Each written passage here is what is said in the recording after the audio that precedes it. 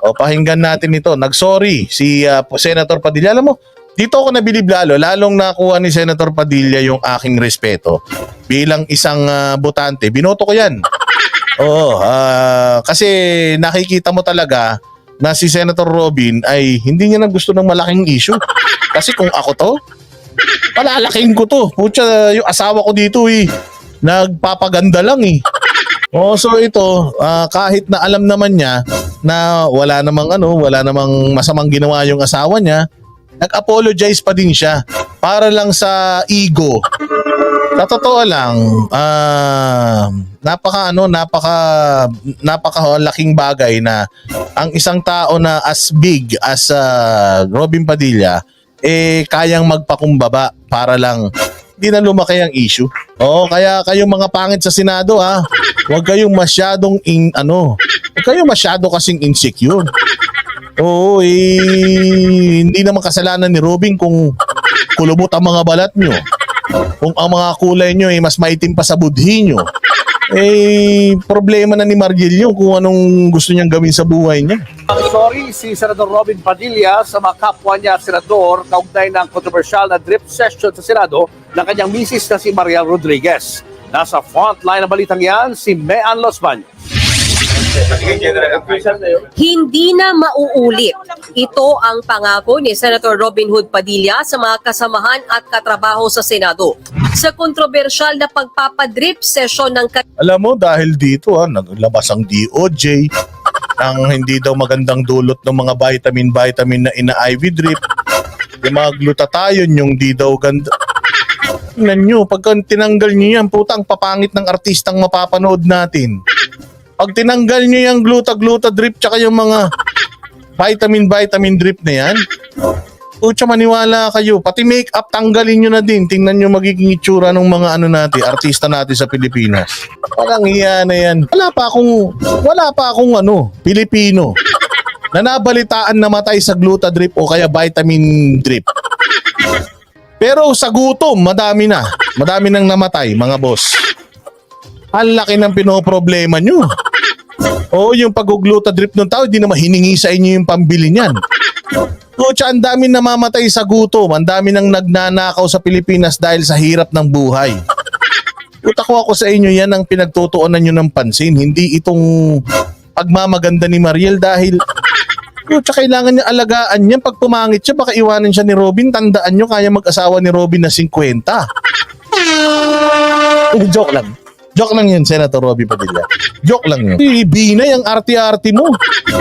May narinig ka ba kay Robin nung nabalitaang nagnakaw yung pamilya nyo dyan sa Makati? Noong nabalitaan, hindi ko alam kung totoo. Wala naman sinabi si Robin. Yung asawa niya, hindi humingi sa'yo ng pampaputi. O diretso. kanyang misis na si Mariel Rodriguez Padilla sa loob ng opisina niya sa Senado noong February 19. Sa sulat ni Padilla kay Senate President Mig Zubiri, humingi siya ng paumanhin sa naidulot umunong panggagambala ng issue sa liderato ng Senado. Ganyan din ang tono sa liham niya sa Senate Sergeant at Arms. Git pa ni Padilla, hindi nila ipinagwawalang bahala ang mga umiiral na patakaran sa Senado. Nagpadala rin siya ng apology letter sa Senate Medical at Dental Bureau. Pati kay Senadora Nancy Binay na chairman ng Senate Committee on Ethics and Privileges. Alam mo, ganyan kabait si Robin Padilla. Kung ako, paninindigan ko yan. Hoy, tumigil kayo. Gagawin ko kung anong gusto namin gawin dito sa opisina. Kaya kung nga opisina to, hindi naman magbubuti yung nagturok sa kanya niyan. Espesyalista rin naman yan. Yung fact na nag-apologize siya, I mean, supladita din yung asawa nito.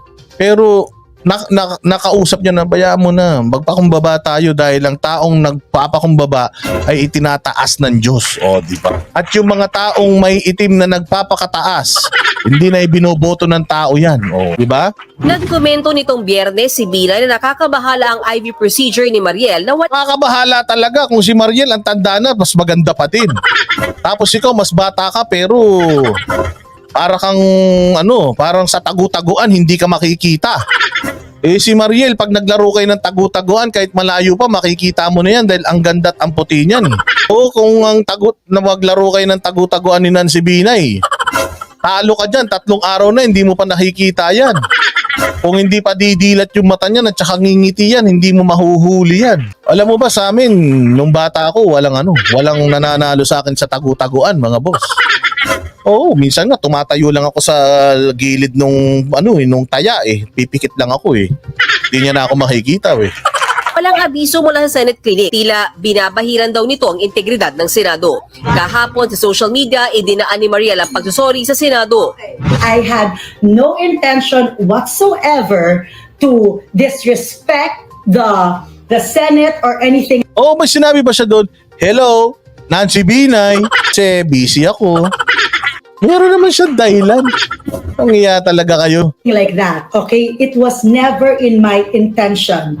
Pag-amin din ni Mariel, hindi niya naisip ang magiging reaksyon ng publiko sa kanyang naging aksyon. Paliwanag pa niya, dapat daw Dapat sabihan nyo na lang na o kaya privately, you should have, si Nancy Binay, ang arte rin eh.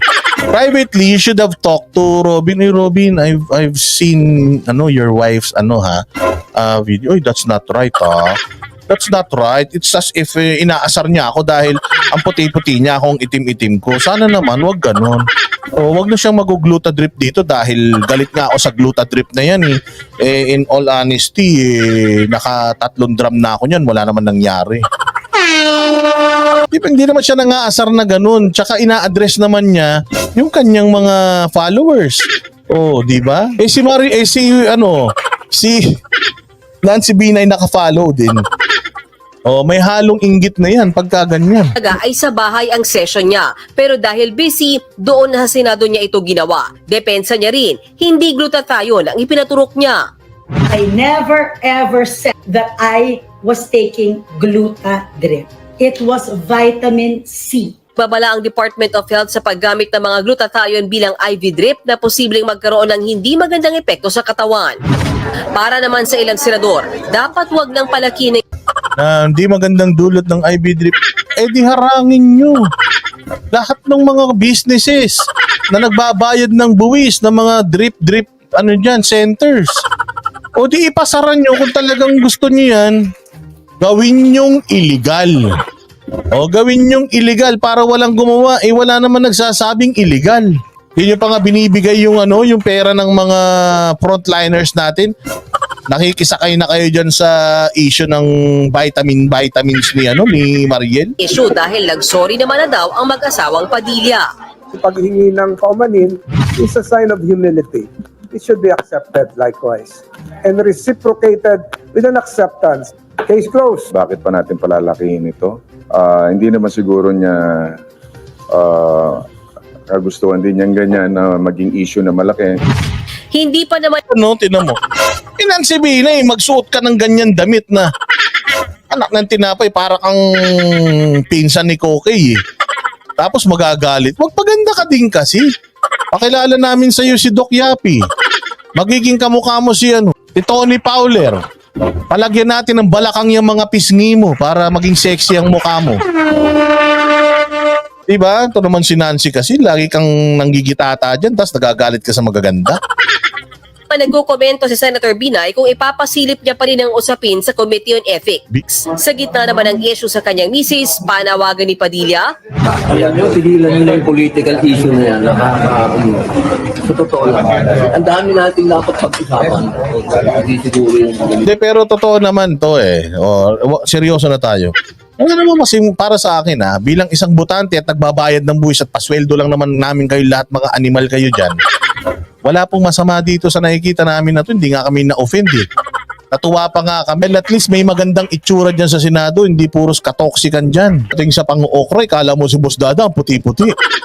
Buta, baka mamaya bukas content ka na naman ng ibang mga content creator. Sabi, isang negro, inaasar si Binay. Alam nyo ba si Binay, kasin ko yan? Oh, kasin ko yan. Kasing itim. Hindi, kasi sa totoo lang, ang daming issues talaga na dapat pag-usapan ng bayan natin. Ang daming nagugutom, walang trabaho, ang daming mahal ang bilihin, mahal ang basic needs, lahat mahal. Tapos si Boying nabuhay pa. So ayan na naman, dire-diretso na naman, mabibwisit na naman tayo araw-araw.